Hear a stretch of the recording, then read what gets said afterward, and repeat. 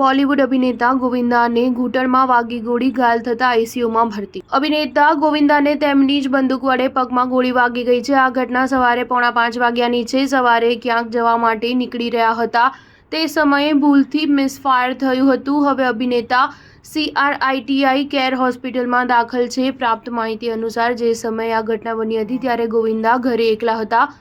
તે બહાર જવાની તૈયારી કરી રહ્યા હતા અને પોતાની લાયસન્સવાળી બંદૂકને સાફ કરી રહ્યા છે ત્યારે અચાનક મિસફાયર થતાં તેમના ઘૂંટણમાં ગોળી વાગી ગઈ હતી. કહેવામાં આવી રહ્યું છે કે ગોવિંદાએ પોતાની પડોશમાં રહેતા પોતાના સંબંધીને કોલ કર્યો અને તેમણે ઘટના સ્થળે પહોંચી ગોવિંદામાં હોસ્પિટલ ખસેડ્યા હતા. પોલીસના જણાવ્યા અનુસાર ફાયરિંગ બાદ તે ઘટના સ્થળે પહોંચી હતી અને તેમણે ગોવિંદાની બંદૂકને પોતાના કબજામાં લીધી હતી. કેસની તપાસ શરૂ કરી દેવામાં આવી છે. અભિનેતાની બંદૂકમાંથી મિસફાયર થયું છે અને ગોળી તેમના ઘૂંટણમાં વાગી છે. ગોવિંદા પાસે લાયસન્સવાળી બંદૂક છે તો બીજી તરફ તેમના પરિવાર અને ટીમે કોઈ સત્તાવાર નિવેદન આપ્યું નથી.